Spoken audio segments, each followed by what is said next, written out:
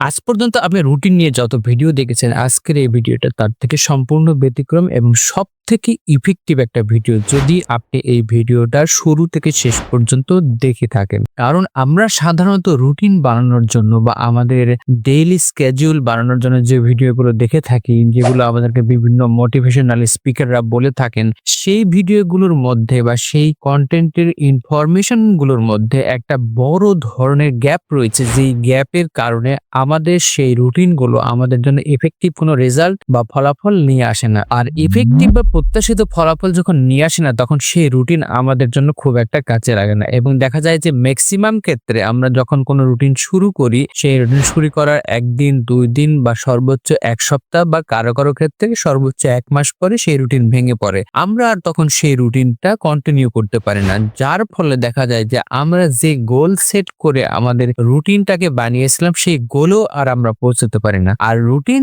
Set যদি আপনি করার পরে সেটা যদি আপনার লাইফে যদি ইমপ্লিমেন্ট করতে না পারেন, তাহলে আপনার লাইফে ডিসিপ্লিন আসবে না। আর ডিসিপ্লিন না আসলে আপনি ঠিক যে জায়গাটাতে যেতে চাচ্ছেন বা যে বিষয়ে সাকসেস হতে চাচ্ছেন, সেই বিষয়টা আপনার ক্ষেত্রে ঘটবে না বা আপনি সেই সাকসেসের দেখা পাবেন না। তাই সবার আগে আপনার রুটিনটা যেন একটা ইফেক্টিভ রুটিন হয় এবং এখান থেকে আপনি যে ফিডব্যাক পেতে চাচ্ছেন সেটা যেন ঠিকমতো আসে, এটা আপনাকে ইনশিওর করতে হবে। চলুন আজকে আমরা সেই ইফেক্টিভ ওয়েটাকে ব্রেক ডাউন করে আপনাদের সামনে দেখাবো যে কিভাবে একটি সবচাইতে মোস্ট ইফেক্টিভ এবং সবচাইতে রেজাল্ট ওরিয়েন্টেড একটা রুটিন আমরা তৈরি করতে পারি এবং সেই রুটিন দিয়ে আমরা আমাদের জীবনের কাঙ্ক্ষিত জায়গায় পৌঁছতে পারি। একটা রুটিন তৈরি করার পিছনে সর্বপ্রথম আপনার কোন জিনিসটা মাথায় নিতে হবে সেটা আমাদেরকে কেউ বলে না। সর্বপ্রথম যেটা আমাদের মাথায় নিতে হবে সেটা হচ্ছে আমাদের লাইফ প্ল্যান, অর্থাৎ আমাদের সারা জীবনের প্ল্যানটা আমাদের মাথায় নিতে হবে। এই ক্ষেত্রে প্রথম যে কথাটা আমি এখানে আপনাদের সামনে উল্লেখ করেছি সেটা হচ্ছে যে হায়াতের ব্যাপারটা। হায়াতের ব্যাপারটা হচ্ছে সম্পূর্ণ আল্লাহর হাতে। তবে ইনশাআল্লাহ যদি স্বাভাবিকভাবে যদি আমরা বাঁচি, তাহলে আনুমানিক ৬০ বা ৭০-৮০ বছর আমরা ধরে নিলাম যে আমরা ৭০-৮০ বছর বাঁচবো। সেই পুরো লাইফের প্ল্যান, পুরো লাইফের পারপাসকে সামনে রেখে আমাকে আমার রুটিনটাকে সেট করতে হবে। কারণ হচ্ছে যে আমি আমার লাইফে শেষ পর্যন্ত কোথায় যেতে চাই, শেষ পর্যন্ত কি অর্জন করতে চাই, কেন অর্জন করতে চাই এবং কতটুকু অর্জন করতে চাই, সেটা আমাকে সর্বপ্রথম আমার মাথায় নিতে হবে। তাহলে সেইটাকে যখন সামনে রেখে আমি আমার রুটিন বা আমি আমার ডেইলি প্ল্যান বা আমি আমার স্কেডিউলকে সাজাবো, তখন সেটা আমাকে ইফেক্টিভ একটা রেজাল্ট দিবে। এই ক্ষেত্রে আমরা ১ম যে স্টেজটা আমরা এখানে আমরা আ বলতে চাইছি সেটা হচ্ছে আমাদের শিশুকাল। এইটা মোটামুটি আমি এখানে আমার শিশুকালের বিভিন্ন রকমের সংজ্ঞা থাকতে পারে বাই মেথোডিক্যালি। আ মেথড অনুযায়ী তারা বলতে পারে সারা বিশ্বে এটা অন্যরকম একটা সংজ্ঞা শিশুর বয়স নির্ধারণের জন্য। বাট আমি এখানে আমার লাইফের আ কন্ট্রোল কার উপর হবে? মানে আমি আমার লাইফটাকে কন্ট্রোল করব না অন্য কেউ করবে? এবং আমার দায়িত্ব সেই বয়সে গিয়ে কতটুকু হবে সেটার উপর ডিপেন্ড করে আমি ভাগ করেছি। এটাকে আশা করি কেউ ভুল বুঝবেন না। এটা আসলে ওই মেথডের বাইরে এসে আমরা চেষ্টা করেছি। শিশুকাল আমি এখানে ধরেছি ৬ থেকে ১৪ বছর এবং এই সময়ে সাধারণত আমাদের বাবা-মাই আমাদের রুটিন ঠিক করে দেয়। তাই এই সময়ে আসলে রুটিন করার কোনো প্রয়োজন আমাদের পড়ে না এবং তারপরে আসা হচ্ছে কৈশোর। কৈশোরে গিয়ে আমাদের কিছু নিজ দায়িত্বে করি এবং কিছু আমাদের বাবা-মা করে দেয়। এখানে আমরা বলতে পারি যে প্রায় 70% হয়তো আমাদের বাবা-মাই করে দেয় এবং তারপরে আমাদের নিজের হাতে থাকে হচ্ছে 25% বা 30%। 25 বা 30% যখন আমাদের নিজেদেরকে করতে হয়, তখন থেকে আসলে আমাদের রুটিনের ব্যাপারটা বা ডেইলি প্ল্যানের ব্যাপারটা আমাদের কিন্তু মাথায় আসে। এবং তারপরে এখানে আমি কৈশোরটাকে ১৫ থেকে ২০ বছরের মধ্যে নিয়ে এসেছি যে কারণ হচ্ছে যে আমাদের বাবা-মা আমাদের কন্ট্রোলটা আসলে এই পর্যায়ে এইরকম ভাবেই রাখে। ১৫ থেকে ২০ বছর পর্যন্ত সময়টা বাবা-মা আমাদেরকে সেইভাবে গাইড করতে চায়। যার কারণে আমি বলেছি যে এই বয়সটাতে বাবা-মার হাতে 70% থাকে আর আমাদের হাতে থাকে 30% কন্ট্রোল লাইফের। সেই কারণে 30% এর দায়িত্ব আমার এবং এই 30% এর রুটিন আমি করতে পারি। বাট বাকি 70% বাবা-মাই আমাকে ঠিক করে দেয় যে আমি আসলে কি করব। এর পরের যে স্টেজটা আমরা এখানে নিয়ে এসেছি সেটা হচ্ছে তারুণ্য। তারুণ্যতে আমরা আসলে ২০ থেকে ২৫ বছর মাত্র ৫ টা বছর রেখেছি। এই সময়টা আসলে ক্রুশিয়াল একটা টাইম আমাদের লাইফের জন্য। কারণ হচ্ছে যে ২০ থেকে ২৫ বছর বাঁধ ভাঙা জোয়ার থাকে জীবনে, তারুণ্যের জোয়ার থাকে এবং সেই তারুণ্যের সময়ে গিয়ে আমরা আসলে অপ্রতিরোধ্য হয়ে ওঠার চেষ্টা করি। যেটা আসলে আম অনেক কিছু অর্জন করার জন্য, অনেক কিছু এক্সপেরিয়েন্স করার জন্য আমাদের নিজেদের মধ্যে একটা অদম্য ইচ্ছা তৈরি হয় এবং সেই কারণে এই সময়টা এটা হচ্ছে কনভার্ট হয়ে বা এক্সচেঞ্জ হয়ে 75% কন্ট্রোল আসে নিজের মধ্যে এবং 25% কন্ট্রোল থাকে বাবা-মার হাতে। অর্থাৎ আমি আমার লাইফ আসলে কি কাজ করব বা আমি আমার লাইফকে কোন দিকে নিয়ে যাচ্ছি বা তার জন্য প্রতিদিন কি কাজ করতে হবে এইগুলোর সিদ্ধান্ত তখন নিজের কাছে আসে 75% এবং সেগুলো কন্ট্রোল করার দায়িত্ব আসে নিজের উপরে এবং বাকি 25% বাবা-মা তখন তাদেরকে বলে যে, "তুমি এটা না করে এটা করতে পারো, এটা না করে এটা করতে পারো" বা কিছু জিনিস বাবা-মা তখনও ধরে রাখে যে, "না এটা আমরা যেটা বলছি সেটাই তোমাকে করতে হবে।" এইভাবে এখানে আমাদের 75% কন্ট্রোল নিজের হাতে এবং এই 75% এর প্ল্যান, পরিকল্পনা, schedule নিজেদের তৈরি করতে হয় এবং বাকি 25% বাবা-মা করে দেয়। এরপর আমরা যে স্টেজটাতে এসেছি সেটা হচ্ছে ম্যাচুরিটি। ম্যাচুরিটি স্টেজটাতে 26 থেকে 35 বছর আমি এটা ধরে নিয়েছি। ম্যাচুরিটির সময়টা 26 থেকে 35 বছর এবং এই সময়টাতে সম্পূর্ণ নিজের দায়িত্বে। আমরা এই সময়ে মোটামুটি ইউনিভার্সিটি লেভেল শেষ করে আসি এবং তারপরে বাবা-মা আমাদের সম্পূর্ণ দায়িত্ব নিজেদের উপর ছেড়ে দেয় যে, "এখন না, তুমি ম্যাচিউরড হয়ে গেছো, তুমি তোমার পড়াশোনা শেষ করেছো। সো তোমার লাইফের দায়িত্ব এখন তোমার নিজের।" তারপরেও কিছু বাবা-মা নিজের দায়িত্বে নিতে চায়। তবে সেটা খুব রেয়ার ঘটনা। যার কারণে বেশিরভাগ বাবা-মাই তখন তাদের দায়িত্ব সন্তানের উপর পুরোটাই ছেড়ে দেয় এবং সে তার জীবনকে কিভাবে সাজাবে দ্যাটস হিজ চয়েস। সেই সন্তান তখন সম্পূর্ণ কাজগুলো নিজের দায়িত্বে বা নিজের খেয়াল খুশি মতো বা নিজের ইচ্ছা মতো পরিচালনা করতে পারে এবং সেই কারণে সেই সময়ের প্ল্যান, পরিকল্পনা, স্কেডিউলটা তার নিজের হাতে থাকে। এই সময়টা থেকে আমরা সম্পূর্ণ লাইফের প্ল্যান, পরিকল্পনা, রুটিন যাই বলি না কেন নিজেদের তৈরি করতে হয় এবং লাস্ট যেটা আমি স্টেজ বলেছি সেটা হচ্ছে দায়িত্বশীল। দায়িত্বশীল এই জায়গাটাতেও আসলে সম্পূর্ণ দায়িত্ব নিজের, বাট তার পাশাপাশি আমার পরিবারের দায়িত্ব তখন আমাকে নিতে হয়। এই সময়টা থেকে আমার পরিবার আমার সাথে থাকে এবং পরিবারের সদস্য সংখ্যা বাড়ে। আমার সন্তান আসে পৃথিবীতে। এবং তাদেরকেও তখন দায়িত্ব নিয়ে তাদের লাইফ কেমনভাবে পরিচালিত হবে সেটাও ঠিক করতে হয়। সো এই সময় দায়িত্বটা ডাবল হয়ে যায় এবং সেই দায়িত্বের পুরো প্ল্যান, পরিকল্পনা, রুটিন আমরা যেটাই বলি না কেন আমাদের লাইফের পারপাস অনুযায়ী সাজায় নিতে হয়। এই জিনিসটা কিন্তু আসলে আমাদের মাথায় থাকে না। আমরা যখন কোনো রুটিন যখন করি বা কোনো প্ল্যান যখন করি এই জিনিসটা আমাদের মাথায় সর্বপ্রথম রাখতে হবে যে লাইফের প্ল্যানটা কি? আমার পুরো লাইফের প্ল্যান কি? এবং আমি কোন বয়সে কতটুকু রুটিন বা প্ল্যান করব, সেই অনুযায়ী রুটিনের প্যাটার্ন কেমন হবে সেটা আমাকে আগে ঠিক করতে হবে এবং সেখানে সবচেয়ে গুরুত্বপূর্ণ যে বিষয়টা সেটা হচ্ছে কি অর্জন করতে চাই, কেন অর্জন করতে চাই, কতটুকু অর্জন করতে চাই। আশা করি এই বিষয়টা বুঝতে পেরেছেন এবং এই বিষয়টার গুরুত্ব কতটুকু সেটাও আমি বোঝাতে সক্ষম হয়েছি। তাই এই জায়গাতে আমরা দেখব যে আমাদের আসলে জীবনের পারপাসটা কেমন হওয়া উচিত। পারপাজের অনেকগুলো ক্রাইটেরিয়া থাকতে পারে। আমি এখানে মোটামুটি কয়েকটা করেছি। আপনারাও আপনাদের নিজেদের মতন করে করতে পারেন। যেমন এখানে আমি ১ম এ বলার চেষ্টা করছি যে সারা জীবনে আপনি নিজেকে কিরকম মানুষ হিসেবে অন্য মানুষদের সামনে উপস্থাপন করতে চান? সারা জীবনে আপনি মোট কত টাকা উপার্জন করতে চান? শারীরিকভাবে আপনি কতটুকু ফিট থাকতে চান? পারিবারিকভাবে আপনি কতটা সফল ও সুখী হতে চান? আপনার বাবা-মার জন্য আপনি কতটুকু করতে চান বা কি করতে চান? নিজেকে কতটুকু শিক্ষিত করতে চান? নিজেকে কতটুকু দক্ষ করতে চান? নিজেকে কতটা জ্ঞানী হিসেবে গড়তে চান? আপনার সন্তানদেরকে আপনি কতটুকু সফল বা কতটুকু সার্থক মানুষ হিসেবে গড়ে রেখে দিতে চান? আত্মার শান্তির জন্য আপনি কি করতে চান? সর্বোপরি সমাজের জন্য আপনি কতটুকু অবদান রেখে যেতে চান? এবং পারলৌকিক শান্তির জন্য আপনি কতটুকু প্রচেষ্টা করতে চান? এই পারপাস গুলো আপনি যখন আপনার লাইফে আপনার মাথায় রাখবেন, যেকোনো রুটিন করার সময়, যেকোনো প্ল্যান করার সময়, জীবনকে সাজানোর জন্য, জীবনকে গড়ার জন্য এই পারপাস গুলো যখন আপনি সামনে রাখবেন এবং তারপরে আপনি যখন প্ল্যান করবেন তখন সেই প্ল্যানটা একটা ইফেক্টিভ প্ল্যান হবে। এই রকমের প্ল্যান আপনি এর সাথে আরো যোগ করতে পারেন। আপনার লাইফে আরো কি প্রয়োজন আছে সেগুলো সম্পূর্ণ ভেবে চিন্তে গুছিয়ে সেই অনুযায়ী আপনি পারপাস লিস্ট আগে করতে পারেন এবং তারপরে সেই পারপাস লিস্ট অনুযায়ী আপনি সেইটার একটা অ্যামাউন্ট বা লেভেল এখানে পাশে লিখে রাখতে পারেন। যেমন এখানে আমি বলেছি যে সারা জীবনে আপনি নিজেকে কিরকম মানুষ হিসেবে অন্য মানুষের সামনে উপস্থাপন করতে চান। হতে পারে এটা খুব ভালো লেভেলে আপনি বা ভালো বা মোটামুটি বা অন্য কিছু। আপনি ভালো মানুষ হিসেবে অন্য মানুষদের সামনে নিজেকে উপস্থাপন করতে চান, খুব ভালোভাবে বা মোটামুটি ভালোভাবে বা অন্য কিছু আপনি যা মনে করেন সেরকম হতে পারে। আবার যেমন দ্বিতীয়টাতে আমি বলেছি যে সারা জীবনে আপনি মোট কত টাকা উপার্জন করতে চান। হতে পারে সেটা ১ কোটি, ১০ কোটি বা ১০০ কোটি বা আরো বেশি হতে পারে। সেটা আপনার লাইফের পারপাস অনুযায়ী আপনি ঠিক করবেন যে আপনার সারা জীবনে কত কোটি টাকা হলে আপনি স্যাটিসফাইড হবেন। যদি আপনার এটা ঠিক না থাকে তাহলে আপনি সারা জীবন শুধু অন্ধের মতো বা উন্মাদের মতন কোনো একটা দিকে দৌড়াতেই থাকবেন, বাট লাস্ট পর্যন্ত আপনি সেটা নিয়ে কোনোভাবেই স্যাটিসফাইড হতে পারবেন না। এইটার জন্য আবার টাইম ফ্রেমের প্রয়োজন আছে যে এটা আপনি কত দিনে এটা আপনি উপার্জন করতে চান।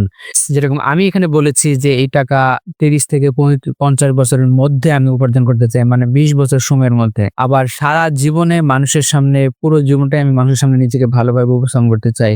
এরপরে এর পাশে আপনি এটাকে ক্রাইটেরিয়াতে আনতে পারেন যে বিষয়টা আসলে সম্ভব কিনা। যদি সম্ভব হয় ইয়েস লিখবেন, যদি সম্ভব না হয় নো লিখবেন, এবং যেটা আপনার কাছে মনে হচ্ছে যেটা নো সেটার ক্ষেত্রে আপনি সিদ্ধান্ত চেঞ্জ করবেন, প্ল্যান চেঞ্জ করবেন এবং সেটার জন্য ইয়েস হতে পারে এরকম একটা লিমিটের মধ্যে, এরকম একটা সামর্থ্যের মধ্যে আপনি আপনার গোলটাকে তখন সেট করবেন। এবং সর্বশেষ সেটার জন্য আমি বলেছি যে এটার জন্য আসলে করণীয় কি কি। এই যে আমি সারা জীবনে ১ কোটি বা ১০ কোটি বা ১০০ কোটি টাকা আমি উপার্জন করতে চাই, এটার জন্য আসলে করণীয় কি কি হতে পারে আমার জন্য, বা এই যে আমি মানুষের সামনে নিজেকে উপস্থাপন করতে চাই ভালোভাবে, সেটার জন্য আমার কি কি কাজ করতে হবে। যেমন দান করতে হতে পারে, সত্য কথা বলতে হবে বা নামাজ পড়তে হবে বা অন্য আরো কোনো ভালো কাজ করতে হবে। এই বিষয়গুলো আপনার মাথায় থাকতে হবে। এই পারপাস লিস্টকে সামনে রেখে যখন আমরা লাইফের প্ল্যানটাকে ভাগ করে নিয়ে কি অর্জন করতে চাই, কেন অর্জন করতে চাই এবং কতটুকু অর্জন করতে চাই, এটাকে যখন আমরা সাজাবো তখন আপনার লাইফের যে রুটিন বলেন বা প্ল্যান বলেন বা স্কেডিউল বলেন সেটা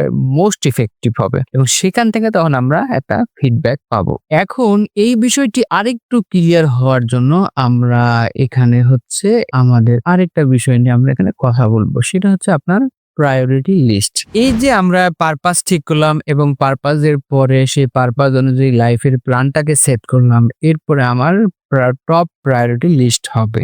যেমন হচ্ছে আমি ওই যে আমার জীবনটাকে ভাগ করে নিলাম যে কোন বয়সে গিয়ে আমার কতটুকু দায়িত্ব, সেই বয়সের সেই রুটিনের আমার প্রায়োরিটি লিস্ট কি হবে সেটা আমাকে ঠিক করতে হবে। সেটা করার জন্য আমি একটা ছোট্ট একটা এক্সাম্পল এখানে দিয়েছি। ধরুন আপনার যখন ৩০ থেকে ৫০ বছর বয়স, এই সময়টাতে মানে আপনার সেই ২০ বছর বয়সে, এই ৩০ থেকে ৫০ বছর বয়সটাতে মানে ওই ২০ বছরে ধরেন আপনার টার্গেট ছিল যে আপনি সারা জীবনে ১০ কোটি টাকা ইনকাম করতে চান বা উপার্জন করতে চান। তাহলে সেটাকে তখন আপনাকে ভেঙে ফেলতে হবে। সেটাকে আপনাকে তখন সেগ্রিগেট করে ছোট করতে হবে। তার মানে হচ্ছে আপনি প্রতি বছর তাহলে আপনাকে কত টাকা আর্ন করতে হবে? প্রতি বছর তাহলে আপনাকে করতে হবে হচ্ছে ৫০ লক্ষ টাকা। অর্থাৎ আপনি যদি ১০ কোটি টাকা সারা জীবনে উপার্জন করতে চান তাহলে সেটাকে যদি আমরা ২০ বছর দিয়ে ভাগ দেই তাহলে আপনাকে প্রতি বছর ৫০ লাখ করতে হবে।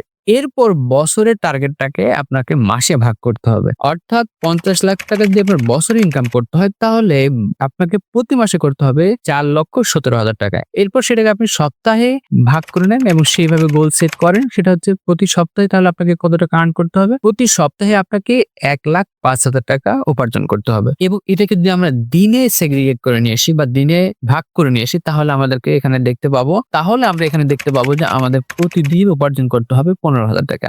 ডেইলি যদি আপনি ১৫,০০০ টাকা উপার্জন করেন, সপ্তাহে যদি আপনি ১,০৫,০০০ টাকা উপার্জন করেন এবং প্রতি মাসে যদি আপনি ৪,৭০,০০০ টাকা উপার্জন করেন এবং প্রতি বছর যদি আপনি ৫০ লাখ টাকা উপার্জন করেন তাহলে আপনি এই যে ৩০ থেকে ৫০ বছর মানে ২০ বছরে ১০ কোটি টাকা উপার্জন করতে পারবেন। একইভাবে আপনি আপনার স্টাডি প্ল্যানটাকে ওইভাবে সাজাবেন। স্টাডি প্ল্যান আমি কিভাবে করব? স্টাডি প্ল্যানে আপনি কত বছরে কতগুলো ডিগ্রি নিতে চান সেই অনুযায়ী কোন ডিগ্রি আপনাকে বছরে কি পরিমাণ স্টাডি করতে হবে, মাসে কি পরিমাণ স্টাডি করতে হবে এবং সপ্তাহে কি পরিমাণ স্টাডি করতে হবে সেটাকে আপনাকে ভাগ করে নিতে হবে।